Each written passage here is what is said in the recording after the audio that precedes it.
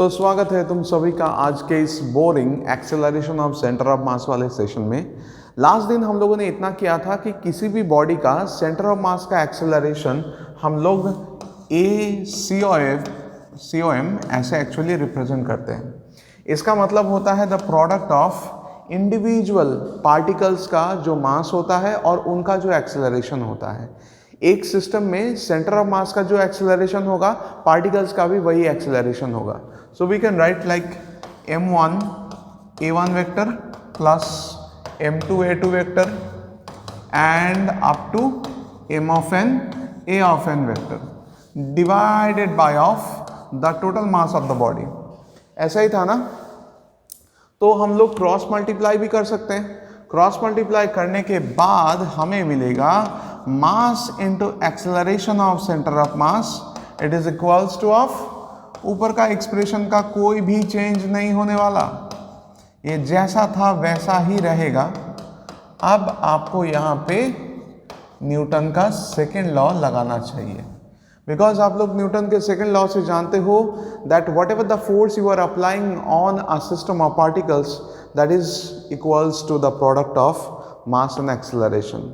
Actually में law का statement वो नहीं था। लॉ का स्टेटमेंट ऐसा है, whatever the external force applied on a body और applied on a system of particles that is directly proportional to the rate of change in momentum.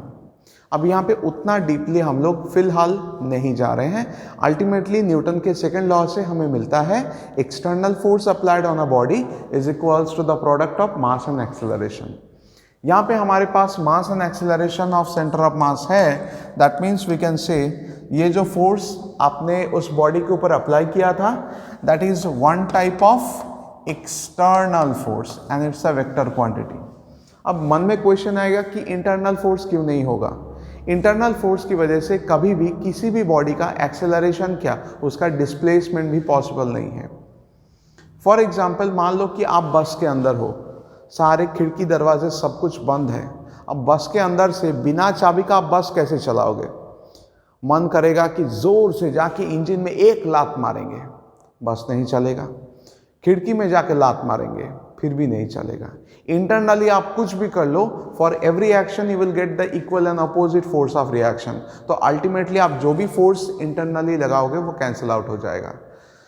तो एक्सटर्नल फोर्स किसी भी बॉडी के ऊपर जब भी लगता है तब उसका डिस्प्लेसमेंट पॉसिबल है, तभी जब वो फोर्स सफिशिएंट हो। ऐसा नहीं कि मेरे सामने एक बस खड़ा है, मैंने ऐसे कर दिया और वो चलना शुरू हो गया। You have to apply sufficient amount of force for a body, then वो चलना स्टार्ट करेगा। इतना कॉम्प्लेक्स तो नहीं है ये टॉपिक जितना कॉम्प्लेक्स तुम लोगों ने बना दिया। ये प्रैक्टिकल एग्जाम्पल था। मैंने क्लास में भी सेम एग्जाम्पल दिया था कि मान लो एक बस है, बस के अंदर आपको बंद कर दिया। अब आपके पास चाबी भी नहीं है बस चलाने के लिए और आपको बस चलाना आता भी नहीं है। अब आपने हर जगह पे कोशिश कर लिया, हर जगह पे फोर्स अप्लाई किया, but ultimately all the internal forces are getting cancelled out. तो सिर्फ और सिर्फ एक्सटर्नली मूव करवा सकते हैं।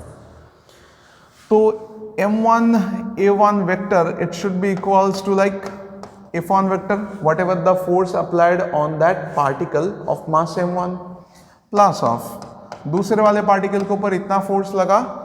वैसे ही आप चाहो तो तीसरे वाले पार्टिकल के लिए कितना फोर्स लगा, f3 वेक्टर वो लिख सकते हो। अदरवाइज आप डायरेक्टली लिखो f of n vector that is equals to the force applied on the nth particle of mass m of n। यहां तक समझने में कोई दिक्कत है तो बताना। ये तो आसान एक्सप्रेशन था। इसके बाद ये टॉपिक खत्म हो जाता है। We can move to some numerical question. एक न्यूमेरिकल क्वेश्चन कर लेते हैं, आइडिया हो जाएगा कि यहाँ से किस तरीके का क्वेश्चन आ सकता है। ज़्यादा टफ क्वेश्चन बिल्कुल नहीं आता, एकदम इजी, जो हम लोगों ने क्लास में किया था सेम टाइप। तो हम लोग आगे जाएंगे। क्वेश्चन कैसा होना चाहिए, एक छोटा सा क्वेश्चन मैं बना देता हूं।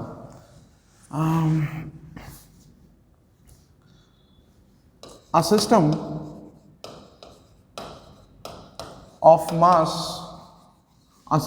mass 4 gram and 5 gram ये जस्ट एक इमेजिनरी एक सिस्टम है, इसमें velocity of centre of mass या acceleration of centre of mass किस तरीके से अप्लाई होता है वो बस देखो. It's just an example. A system of mass 4 gram and 5 gram is moving with 5 meter per second and 6 meter per second respectively. Okay, question ऐसा आएगा, find the velocity of centre of मास. कितना आसान question है. कौन सा formula लगाना चाहिए यहाँ पे velocity of centre of mass find out करने के लिए? Velocity of centre of mass का एक्सप्रेशन अगर तुम लोग याद करो तो velocity of centre of mass के लिए एक्सप्रेशन ऐसा था, like suppose the product of mass of a particle multiplied by its velocity, individual velocity particle का, plus of m2 v2 vector divided by of capital M था. और भी बहुत सारे टर्म थे, मतलब plus of dot dot dot m of n into v of n, वो वाला टर्म मैंने नहीं लिखा क्योंकि इसमें n नंबर ऑफ पार्टिकल्स नहीं है. तो यहाँ पे हमें वेक्टर यूज करने की कोई ज़रूरत नहीं है क्योंकि क्वेश्चन में कहीं पे भी वेक्टर नहीं है. तो हम लोग डायरेक्टली लिखेगा कि VCOM that is the velocity of the centre of mass is equals to, आप लोग चाहो तो फॉर्मूला को ऐसे मॉडिफाई कर लो, आपके लिए बेटर रहे. What is the capital M? Capital M मतलब उस सिस्टम का mass, total mass. It should be like m1 plus of m2. तो m1 का वैल्यू कितना है, that is of 4 gram multiplied by v1 is how much, that is 5 metre per second, plus of m2 is 5 gram and v2 is 6 metre per second divided by of 4 plus 5. एकदम easy question. ओफो, मेरा घटिया hand writing, ये कभी नहीं सुधरेगा. 4 साल से कोशिश कर रहा हूँ. Now so we can say like it should be of 20 plus of 30 divided by of 9. So we can say it should be of like 50 by 9. Okay, this much should be the velocity of the center of mass.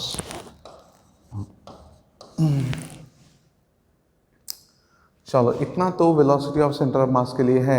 Acceleration of centre of mass के लिए same type of numerical question रहता है.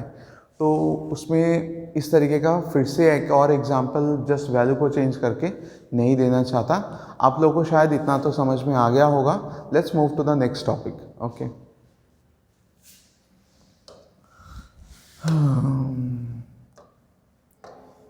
पहले हमारा handwriting इतना ख़राब नहीं था. 4 साल पहले एक एक्सीडेंट की वजह से हैंडराइटिंग का ये दुर्दशा हो गया. उससे पहले इतना अच्छा हैंडराइटिंग था, अभी भी मिस करते हैं, बट उतना अच्छा हो नहीं पाता है. नाउ इसके बाद हमें law of conservation of linear momentum उसको प्रूव करना है. वो तभी पॉसिबल होगा जब आप एक्सटर्नली कोई भी फोर्स नहीं लगा रहे हो सिस्टम पे. मान लो मेरे पास ये पेन है, मैं एक्सटर्नली कुछ फोर्स लगाऊंगा. Whenever I will apply the external force, अगर मेरा फोर्स सफिशिएंट है इसको मूव करवाने के लिए तो ये मूव करेगा. Otherwise I am applying the force but still it is not moving, because जितना फोर्स मैं अप्लाई कर रहा हूँ वो सफिशिएंट नहीं है. अब अगर मैं कोई एक्सटर्नल फोर्स अप्लाई ना करूँ तो इसका जितना मोमेंटम था वो तो कांस्टेंट रहेगा ना, अगर ये मूव कर रहा है तो. अदरवाइज ये रेस्ट पे था, रेस्ट पे ही रह जाएगा. तो हम लोग कहना चाहते हैं कि if whatever the external force you are applying on a system of particles, अगर वो ज़ीरो हो जाए, if you are not applying any kind of force to a system, तब क्या होगा? सो इन दैट केस हमें Newton का second law चाहिए, उसका मैथमेटिकल एक्सप्रेशन चाहिए. न्यूटन के सेकेंड लॉ का मैथमेटिकल एक्सप्रेशन मैंने क्लास में करवाया था, क्योंकि तब तुम लोग न्यूटन का सेकेंड लॉ नहीं जानते थे. वो होता है like F vector is equals to dp dt. मैंने अभी अभी स्टेटमेंट में कहा whatever the external force you will apply to a system of particles that is equals to the rate of change in momentum, right. p यहाँ पे momentum है. dp/dt का मतलब rate of change in momentum. तुम लोग को vector का sign नहीं पसंद मत लिखो, बिना वेक्टर का भी हो जाएगा, बट आइडियल प्रोसेस ऐसा होना चाहिए। हमें वेक्टर से भागना नहीं चाहिए, वेक्टर को इंक्लूड करना चाहिए, बिकॉज ये ऑलरेडी वेक्टर क्वांटिटीज़ है। तुम लोग बस वेक्टर में थोड़ा सा फियर है, इसीलिए वेक्टर क्वांटिटीज़ में वो एरो को यूज़ नहीं करते, but you should try, you should learn to use it. So अगर एक्सटर्नल फोर्स किसी भी सिस्टम ऑफ पार्टिकल्स के लिए जीरो है, that means we can say that dp/dt it will also come to be of zero. dp/dt अगर zero है, that means we can say dp vector is equals to of zero. मैंने कहा था अगर तुम दो तरफ इंटीग्रेशन करोगे, what it will give us, that the momentum of the system is actually constant, right. So अगर आप कोई भी एक्सटर्नल फोर्स अप्लाई नहीं करते हो और वो सिस्टम पहले से मूविंग है, दैट मीन्स उसका जो मोमेंटम था वो कांस्टेंट रहेगा, उसके मोमेंटम का कोई चेंज नहीं रहेगा। मतलब कह सकते हैं कि जो ऑब्जेक्ट यूनिफॉर्म वेलोसिटी में मूव कर रहा था वो यूनिफॉर्म वेलोसिटी में ही मूव करेगा, उसका ना तो एक्सेलरेशन होगा ना डिसलरेशन होगा। इतना छोटा छोटा टॉपिक है, law of conservation of linear momentum, I hope याद होगा। इसके बाद ये छोटा सा टॉपिक खत्म हो जाता है, इसमें लिखना पड़ता है, हम लोगों ने क्लास में लिखाया है। I am just revising the topic here, ताकि तुम लोग समझ पाओ। उस टाइम पे इंग्लिश की वजह से बहुत सारा दिक्कत हुआ ना, तो उसी का प्रायश्चित कर रहे हैं हम।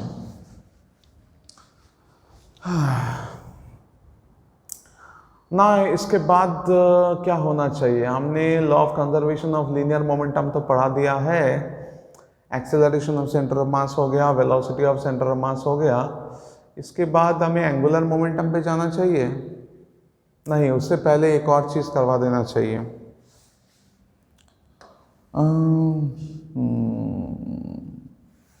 मान लो कि लाइक तुम्हारे हाथ में एक बॉम्ब है, दिवाली में बहुत सारा पटाखा फोड़ा ना, तो उसमें सेंटर ऑफ मास का एक छोटा सा कॉन्सेप्ट है।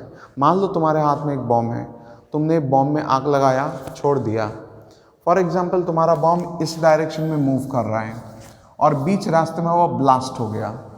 अब ब्लास्ट होने के बाद यहाँ से जितने सारे पार्टिकल्स हैं वो हर डायरेक्शन में चला गया, राइट।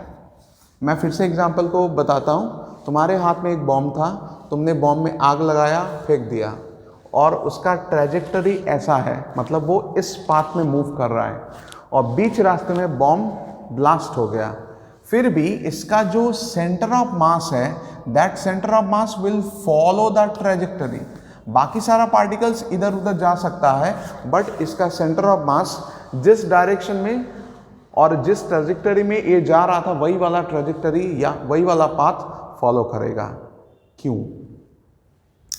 बॉम्ब ब्लास्ट होने का मतलब क्या है? उसके अंदर का जो केमिकल एनर्जी है वो हीट एनर्जी, साउंड एनर्जी और थोड़ा सा लाइट एनर्जी में बदल जाता है। That is actually internally force apply होता है। अगर किसी भी सिस्टम के अंदर इंटरनली कोई फोर्स अप्लाई हो रहा है, दैट मीन्स सिस्टम के मोशन का कोई चेंज नहीं होगा। इसीलिए अभी ट्राई करके भी देख सकते हो, अगर तुम लोग को बॉम्ब मिलता है उसमें आग लगाना सावधानी से और थ्रो करना, देखना ब्लास्ट होने के बाद छोटा छोटा पार्टिकल्स इधर उधर चला जाएगा, but still some part of that bomb it will follow that trajectory. ये एक एग्जांपल था। दूसरा, मान लो तुम्हारे पास एक दूसरा ऐसा फुलझड़ी बोलते हैं इसको, तुमने इसको जलाया, जलाने की वजह से यहाँ से जितने सारे पार्टिकल्स निकले, इस तरफ जितने सारे पार्टिकल्स निकले सब इधर उधर चला गया, बट स्टिल ये पूरा मतलब जल जाने के बाद ये वाला चीज़ यहीं पे रहता है, इसका कोई भी चेंज नहीं होता, बिकॉज इसका जो सेंटर ऑफ मास है due to the internal forces, इसके सेंटर ऑफ मास के लोकेशन का कोई चेंज नहीं होगा। इसका ना तो कोई वेलोसिटी आएगा, ना कोई एक्सेलरेशन आएगा, कुछ नहीं होगा, because bomb blast it's a one type of internal is the application of internal force.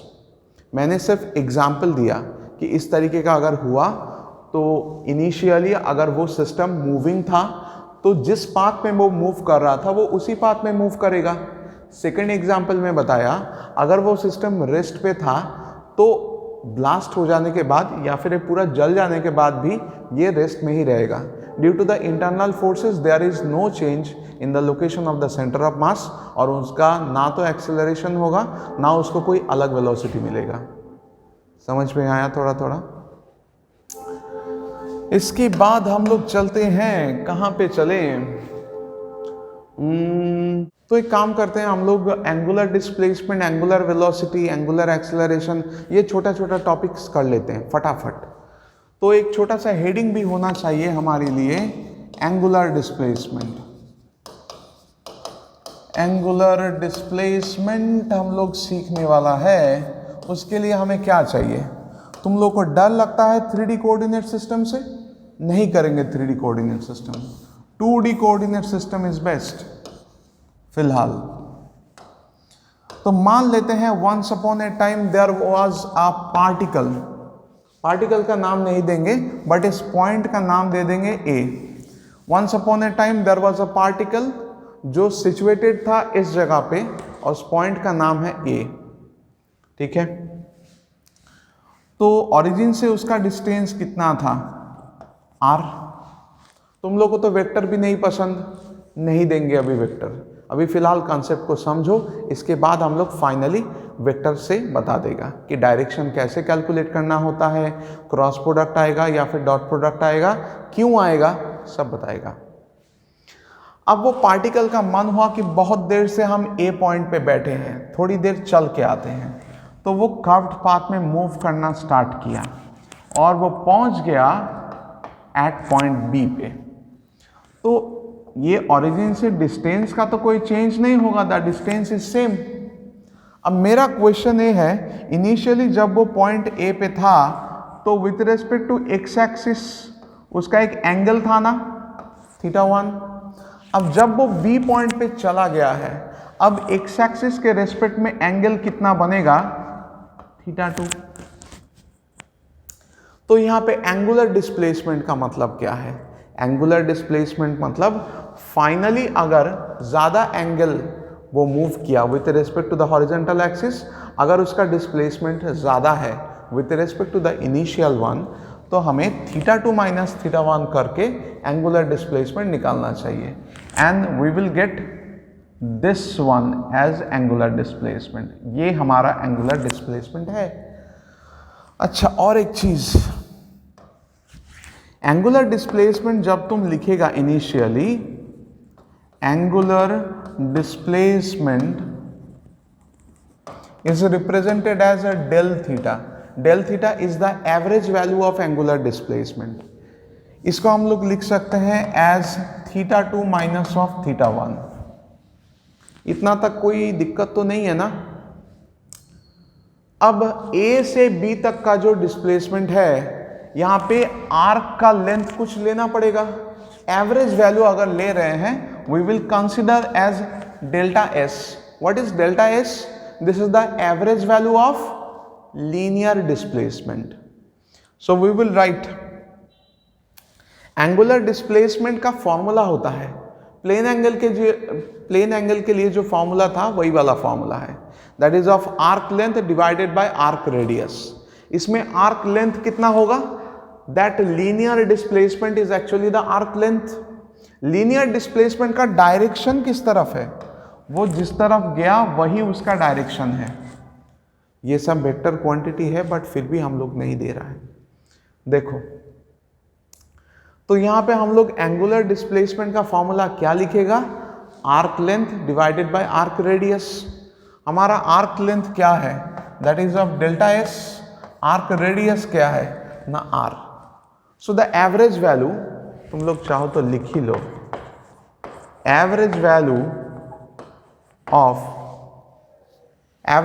of angular displacement, it is equals to average linear displacement divided by radius।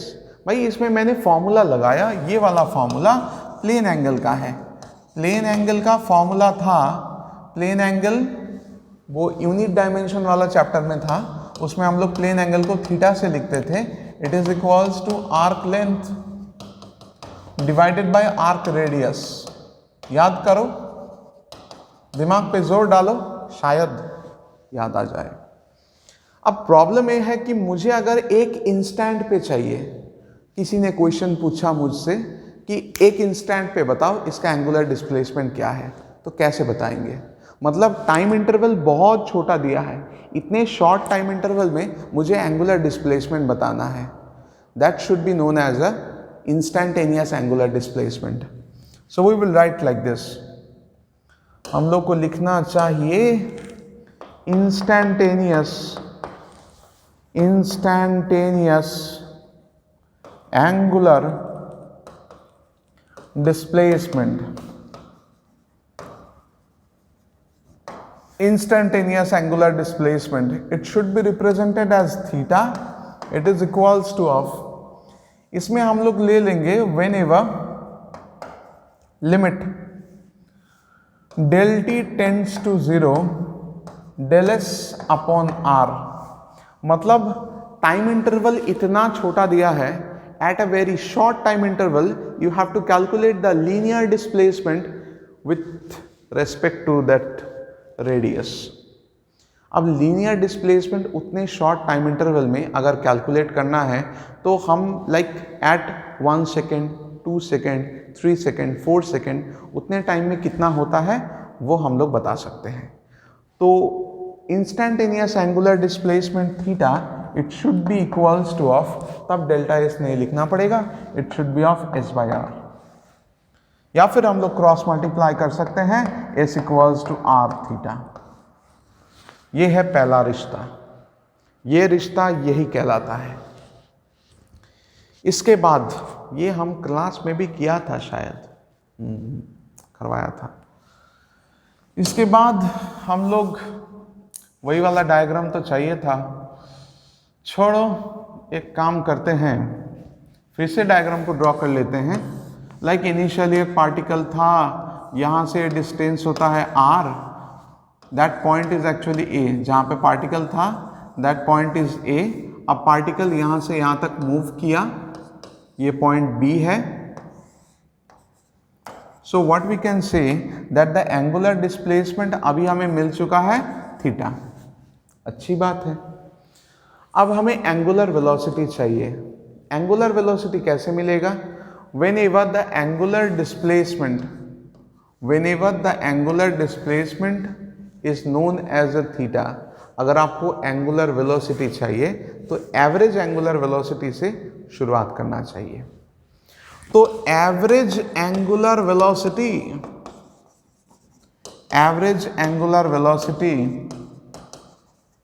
That is of delta omega, उसके लिए क्या चाहिए?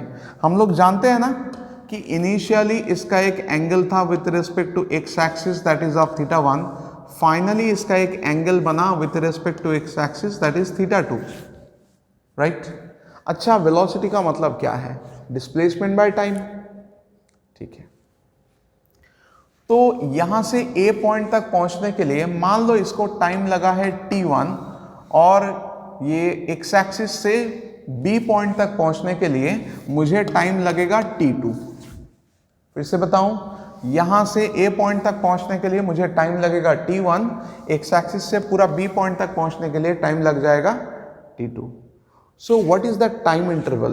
कितने time interval में वो angular displacement हो रहा है? That time interval should be of t2 minus of t1। तो हम लोग कह सकते हैं average angular velocity that is equals to कितना एंगुलर डिस्प्लेसमेंट हो रहा है, इसका एवरेज वैल्यू डिवाइडेड बाय कितने टाइम इंटरवल में हो रहा है। एवरेज एंगुलर डिस्प्लेसमेंट ऐसा था ना, theta 2 minus theta 1, average time interval that should be of t2 minus t1। We can say that should be of like it is del theta upon del t. इतना समझ में आया होगा? अब instantaneous value फटाफट से कैलकुलेट करेंगे, सारा वैल्यू अभी सेम है। Instantaneous angular velocity, instantaneous angular velocity omega that should be equals to of limit del t tends to 0 del theta upon del t. Del t tends to zero का मतलब the time interval is very very short. Limit लेने का मतलब है आप directly नहीं बता सकते whenever the time interval is very short we can say this value, आपको लिमिट लेना पड़ेगा। It's a one type of mathematical function जिसकी वजह से आप एक बहुत शॉर्ट टाइम इंटरवल के लिए एक फंक्शन का वैल्यू कैलकुलेट कर सकते हो, या फिर आपके पास कोई मैथमेटिकल एक्सप्रेशन है उसका वैल्यू आप एक फंक्शन को लगा के कैलकुलेट कर सकते हो। लिमिट्स एंड डेरिवेटिव्स बोल के एक चैप्टर है शायद क्लास 11 में,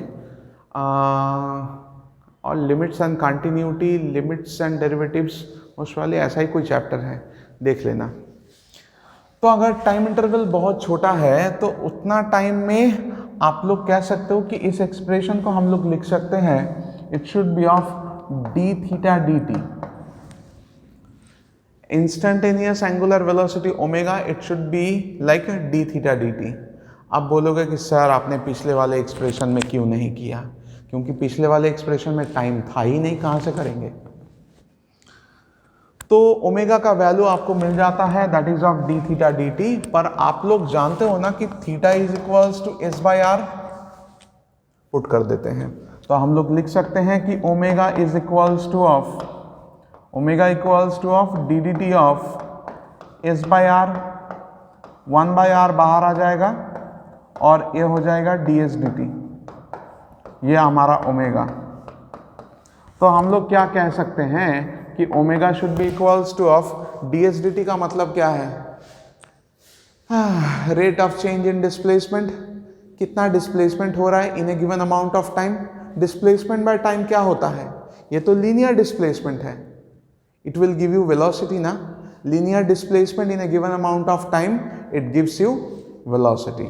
So we can say it should be v by r, or we can say v equals to r omega. Vector अभी इंक्लूड नहीं करेंगे नहीं तो तुम लोग का दिमाग खिचड़ी बन जाएगा।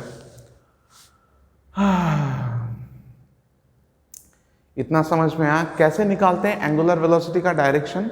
एंगुलर वेलोसिटी का डायरेक्शन ऐसे निकालते हैं, अपना राइट हैंड यूज़ करो, राइट हैंड को पहले पोजीशन वेक्टर बराबर ऐसे रखो, जिस डायरेक्शन में डिस्प्लेसमेंट हो रहा है उस डायरेक्शन में अपना हाथ के उंगलियों का मूवमेंट करवाओ इस डायरेक्शन में। The particle is moving in anti clockwise direction ना, तो इस डायरेक्शन में मूव करवाने के बाद the thumb will give you the direction of angular velocity. So हम लोग लिख सकते हैं this is the direction of angular velocity. अगर बाहर की तरफ होता है the direction of the angular velocity, direction of angular velocity should be represented by a dot. अगर क्लॉकवाइज मूवमेंट होता, if the displacement of the particle is in clockwise direction then you should represent it by a cross। फिर से बताते हैं, whenever the displacement is happening in anti-clockwise direction उस time पे angular velocity का direction बाहर की तरफ, इसीलिए इसको डॉट से रिप्रेजेंट करना। अगर डिस्प्लेसमेंट क्लॉकवाइज होता तो एंगुलर वेलोसिटी का डायरेक्शन अंदर की तरफ, तो उसमें क्रॉस से रिप्रेजेंट किया जाता है।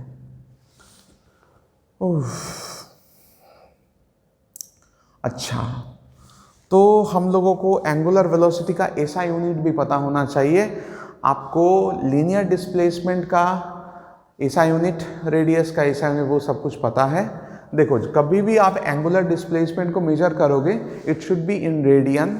जब भी आप ओमेगा को मेजर करोगे in SI, SI unit of angular velocity, ये एसआई है, क्या फालतू है। SI unit of angular velocity, SI unit of angular velocity is radian per second. SI unit of angular velocity is radian per second. और एक topic है, खत्म करके ही जाएंगे आज। हाँ, नहीं मानना है, फिर से वही डायग्राम, हम पक चुके हैं डायग्राम बनाते बनाते। तो एक काम करते हैं, फिर से वो पार्टिकल लेंगे, old boring diagram. Once upon a time there was a particle at that point A. तो ये डिस्टेंस होता है r, ये यहाँ से इस तरफ मूव करेगा, this is the new point b। तो तब ओरिजिन से डिस्टेंस सेम रहता है। मान लो अभी a पॉइंट पे इसका एंगुलर वेलोसिटी था ओमेगा 1, जब वो b पॉइंट पे पहुंचा तब इसका एंगुलर वेलोसिटी हो गया ओमेगा 2। यहां से ए पॉइंट तक पहुंचने के लिए इसको टाइम लगता है, मान लो इसको इसी के साथ लिख लेते हैं, ये एक्स एक्सिस से ए पॉइंट तक पहुंचने के लिए इसको टाइम लगता है t1, एक्स एक्सिस से बी पॉइंट तक पहुंचने के लिए इसको टाइम लगता है t2। So what is the time interval? It should B t2 minus t1। यहाँ पे एंगुलर वेलोसिटी चेंज हुआ ना, एंगुलर वेलोसिटी का चेंज ω2 माइनस ω1 से लिखेंगे इफ ω2 इज ग्रेटर देन ω1। तो हम लोग को लिखना है कि average angular acceleration, average angular acceleration that should be of delta alpha. हम लोगों ने इससे पहले डेल्टा ओमेगा लिखा था ना, भूलने की बीमारी है ना मुझे, इसलिए एक बार क्रॉस चेक कर लिया।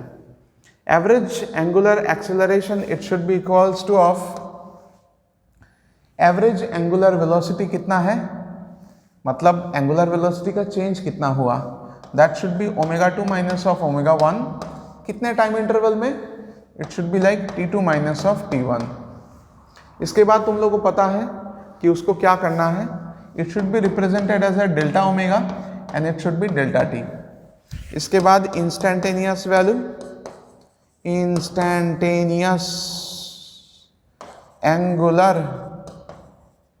एक्सेलरेशन,